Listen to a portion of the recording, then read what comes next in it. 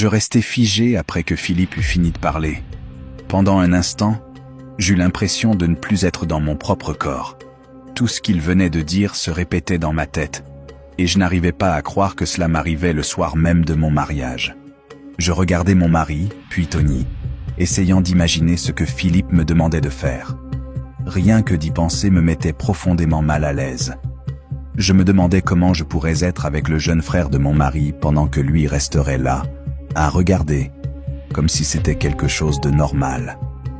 Plus j'y pensais, plus je comprenais que ce qu'il proposait était quelque chose que je ne pourrais jamais accepter.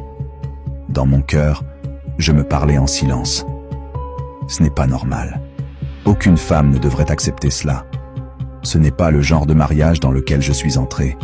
Je ne peux pas faire ça. Je ne le ferai pas. Même s'il est mon mari, c'est trop. C'est une abomination, et je ne peux pas me résoudre à faire une chose pareille, quelles que soient les circonstances.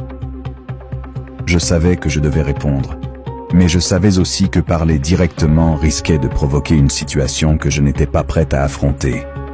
C'est alors que je décidai de ne pas m'opposer frontalement à lui. À la place, je choisis de dire quelque chose qui arrêterait tout immédiatement. Je levai lentement les yeux et pris enfin la parole. « Philippe, j'ai écouté tout ce que tu as dit, et je comprends que tu essaies de m'expliquer ta situation. Mais moi aussi, j'ai quelque chose de très important à te dire. C'est quelque chose que je cache depuis longtemps, et je ne savais pas comment te l'annoncer. Mais puisque tu t'es ouvert à moi, il est juste que je te dise aussi la vérité sur moi, dis-je. » Philippe me regarda avec sérieux et répondit « Qu'y a-t-il, Wendy ? Si tu as quelque chose à dire, dis-le maintenant. C'est le moment pour nous d'être honnêtes l'un envers l'autre afin d'avancer sans secret. » Tony resta silencieux, attentif à mes paroles. Je pris une profonde inspiration et repris. « Avant de te rencontrer, lorsque j'étais encore célibataire, je suis tombée enceinte. Ce n'était pas prévu. Et j'étais très effrayé car je ne voulais pas que mes parents l'apprennent. Je ne savais pas quoi faire. Et dans ma confusion, j'ai pris une décision qui a changé ma vie pour toujours. J'ai décidé d'interrompre la grossesse en secret, par peur de la honte que cela pourrait apporter à ma famille. » La pièce devint totalement silencieuse. Je continuais lentement. Après cela, j'ai eu de graves complications. Mon corps a mal réagi. Je suis tombé très malade. On m'a emmené d'urgence à l'hôpital, et les médecins ont tout fait pour me sauver.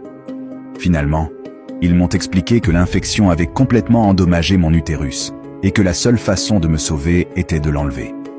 C'est ainsi que j'ai perdu mon utérus.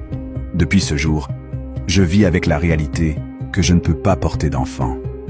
Le visage de Philippe changea immédiatement, mais je poursuivis. Donc, même si j'acceptais de coucher avec ton frère, même si je faisais ce que tu demandes, cela ne changerait rien. Je ne peux pas tomber enceinte parce que je n'ai plus d'utérus. Il n'y a aucune raison d'impliquer ton frère, car cela ne donnera aucun résultat. C'est la vérité que je cachais. Et maintenant tu sais tout. » Un silence total s'installa. Philippe et Tony se regardèrent, puis me fixèrent de nouveau. Le choc sur leur visage était évident. Soudain, Philippe se leva et éleva la voix.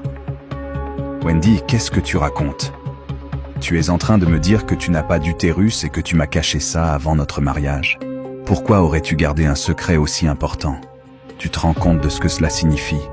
Tu te rends compte de la gravité de la situation ?